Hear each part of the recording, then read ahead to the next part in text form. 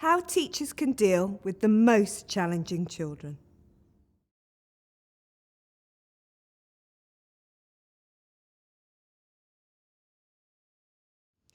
So there are lots of things that can drive really challenging behaviour, but most of the time it's going to be about something that's outside of the school environment. Perhaps the children have been brought up in an atmosphere where the parents using bad language around them, the parents overreact to them, the parents constantly pay them attention for the wrong things or give them no attention at all. What you're seeing in class is often what the children have had modelled for them at home. And it's worth bearing that in mind. Another thing that can cause really challenging behaviour is what's referred to these days as ACEs, adverse childhood experiences. So if a child has undergone a trauma of some sort when they're little, that can actually have a direct impact on both their brain and consequently on their behaviours.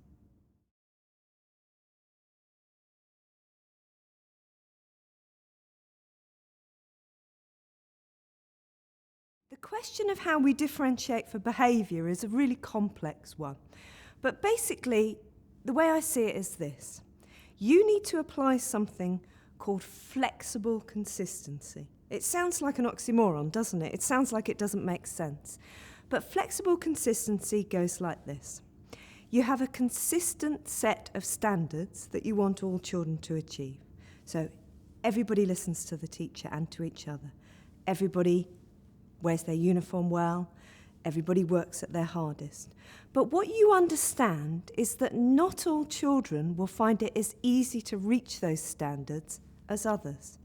So for a child who comes from a very comfortable background as a high attainer, to get her to sort out her uniform, it might be as simple as just sort your uniform out and everything's fine. Whereas if a child's come from a really traumatic background and you do that same gesture towards them, that might kick off into a big behaviour incident.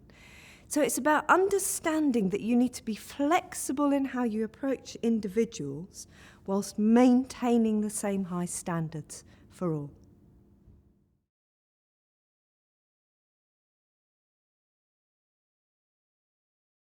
When you're handling a child who's particularly defiant or is being particularly disruptive, the first port of call is always to try and ignore that behaviour. Now, if that behaviour is dangerous and is immediately causing an impact on your lesson, you shouldn't ignore it.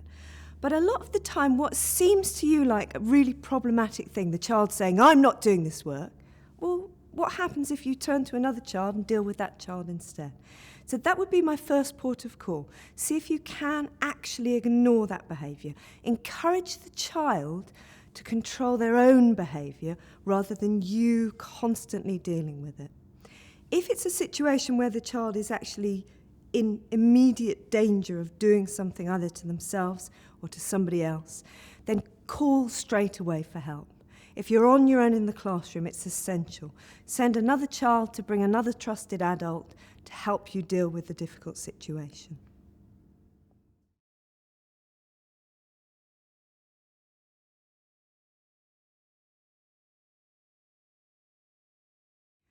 The aftermath of a disruptive situation can be really tricky to deal with.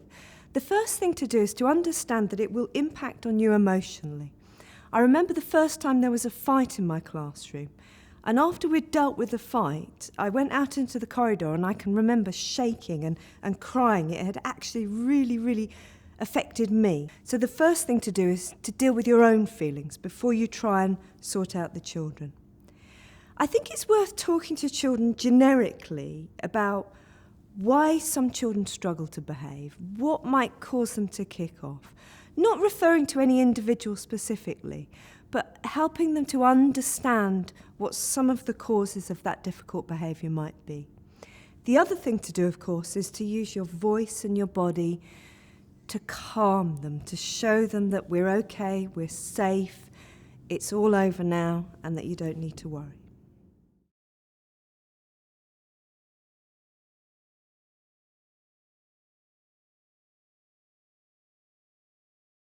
One of the things about teaching is it's very much a solo occupation. A lot of the time you'll have a TA with you these days, but essentially it is you on your own in a room with some children. And one of the things you need to do when you're struggling with behaviour is you need to reach out for lots and lots of sources of support. One of the very best sources of support for you will be your Senko.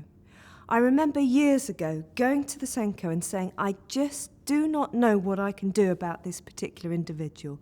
This child was causing me all sorts of problems.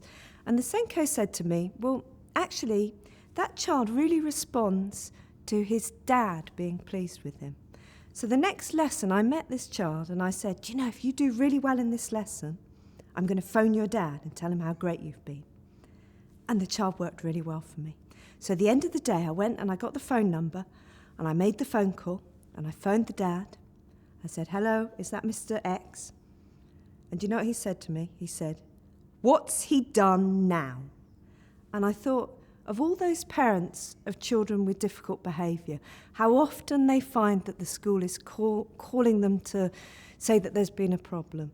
So try and make that positive step and call for good reasons more often than you call for bad.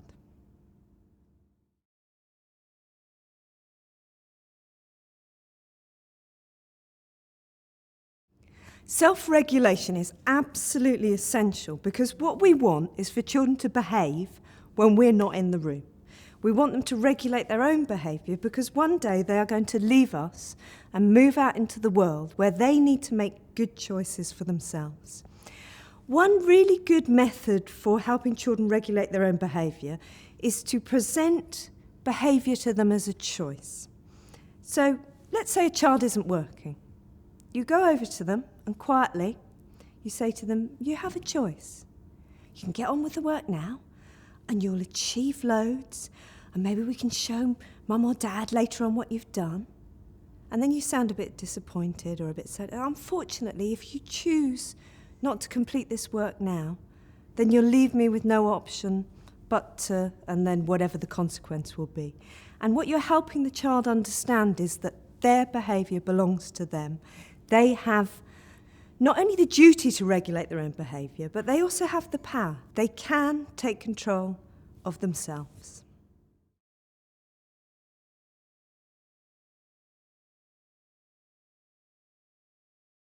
One of the hardest things for teachers is that the reactions we expect from them are completely counterintuitive. So let's say the class are messing around. What you really want to do is you want to scream at them. Why are you messing around? I spent so long planning this lesson. Unfortunately for you, you can't do that. Fortunately for the kids, you can't do that as well. So you spend the whole day in this emotional state where you are constantly dampening down your own emotions. And I think one thing that's really crucial for teachers to do is to find themselves an outlet outside of school that provides a contrast to their experiences within school. So it might be taking up a sport, it might be taking up a craft, it might be going running, something like that, something that is less emotional and intellectual that allows you to get all that excess emotion out.